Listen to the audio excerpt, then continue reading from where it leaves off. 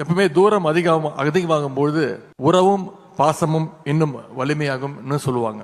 அந்த வகையில் இன்னைக்கு உலகின் பல நாடுகளில் இருந்து வாழ்கின்ற நீங்கள் தமிழ் உணர்வோடு, தமிழ் பற்றோடு, தமிழ்நாட்டின் மீது இருக்கக்கூடிய பாசத்தோடு இந்த நிகழ்ச்சியில கலந்து கொள்ள நீங்க அத்தனை பேர் வருகை தந்திருக்கீங்க. வெளிநாடுகளில் நீங்க பலவிதமான விழாக்களை கொண்டாடி இருப்பீங்க, பார்த்திருப்பீங்க.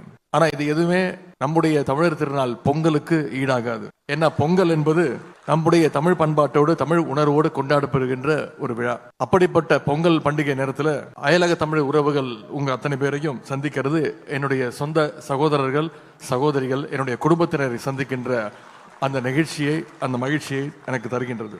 வெளிநாடுகளில் பல உயரங்களை அடைஞ்சிருக்கக்கூடிய தமிழர்கள் நீங்க தமிழ்நாட்டில் தொழில் தொடங்குகின்ற வகையில் முதலீடு செய்யணும், அந்த முயற்சியை நீங்க மேற்கொள்ளணும்னு இந்த வேண்டுகோளை நம்முடைய முதலமைச்சர் அவர்கள் தொடர்ந்து உங்களிடத்தில் வைக்கிறார். இன்னைக்கு முதலமைச்சர் வச்ச வேண்டுகோளின் தொடர்ச்சியாக, உங்களுடைய முயற்சியின் தொடர்ச்சியாக இன்னைக்கு இந்தியாவிலேயே நம்பர் 1 பொருளாதார வளர்ச்சி அடைஞ்ச மாநிலமாக நம்முடைய தமிழ்நாடு உயர்ந்திருக்கு. அந்த சாதனையில் உங்களுடைய பங்கு மிகப்பெரிய பங்கு. நாம் அனைவரும் சேர்ந்து இந்த வளர்ச்சியை அடுத்த கட்டத்துக்கு நாம எடுத்துட்டு போனோம். பொருளாதாரத்தில் நம்ம வளர்ற அதே நேரத்தில் நம்முடைய மொழியையும் கலாச்சாரத்தையும் பண்பாட்டையும் மறந்துடக்கூடாது. உங்களுடைய குழந்தைகளுக்கு, அடுத்த தலைமுறைக்கு தமிழ்நாட்டுடைய அடையாளத்தை சொல்லி தர்றது மிக மிக முக்கியம். அதற்காகத்தான் முதலமைச்சர் அவர்கள் வேர்களை தேடி அப்படின்ற திட்டத்தை தொடங்கி வச்சாங்க. ஆண்டுதோறும் வெளிநாட்டில் வாழ்கின்ற தமிழர்களுடைய அடுத்த தலைமுறை பிள்ளைகளை தமிழ்நாட்டுக்கு அழைச்சிட்டு வந்து நம்முடைய பண்பாட்டு சின்னங்களை, அடையாளங்களை எல்லாம் அவர்களுக்கு அறிமுகப்படுத்துறோம். நம்ம ஊரில் இருக்கக்கூடிய பண்பாட்டு சின்னங்கள், வரலாற்று சிறப்புமிக்க இடங்களை எல்லாம் அவர்கள் நேரடியாக பார்க்கும் பொழுது அவர்களுக்கு ஒரு புரிதல் ஏற்படும், ஒரு பரவசம் ஏற்படும்.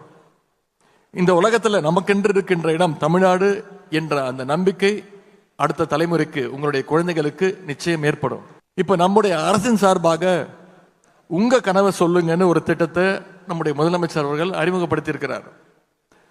அரசின் திட்டங்கள் பற்றியும் பயன்கள் பற்றியும் எதிர்காலத்தில் என்ன மாதிரி திட்டங்கள் வரணுன்ற மக்களோட கனவுகளை கேட்டு அறிகின்ற முயற்சி தான் இந்த உங்க கனவை சொல்லுங்கன்ற திட்டம். அதே போல அயலக தமிழர்களும் உங்களுடைய கனவுகளை இந்த வாரியத்தின் பொறுப்பாளர்களிடம், அமைச்சர் அண்ணன் நாசர் அவர்களிடம் தெரியப்படுத்துங்க.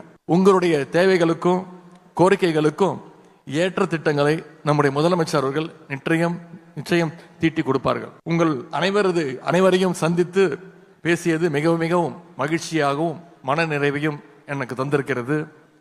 உங்களுடைய அடுத்தடுத்த பணிகள் மேன்மேலும் சிறக்கட்டும். தமிழால் இணைவோம், தரணியில் உயர்வோம். இங்க வந்திருக்கக்கூடிய உங்க அத்தனை பேருக்கும் மீண்டும் ஒருமுறை என்னுடைய பொங்கல் நல்வாழ்த்துக்களை தெரிவித்து, இந்த நிகழ்ச்சி மிகச்சிறந்த வெற்றியை தரும் என்ற நம்பிக்கையோடு வந்திருக்கக்கூடிய அத்தனை பேருக்கும் மீண்டும் என்னுடைய வாழ்த்துக்களை தெரிவித்து இந்த வாய்ப்புக்கு நன்றி கூறி விடைபெறுகின்றேன். நன்றி, வணக்கம்.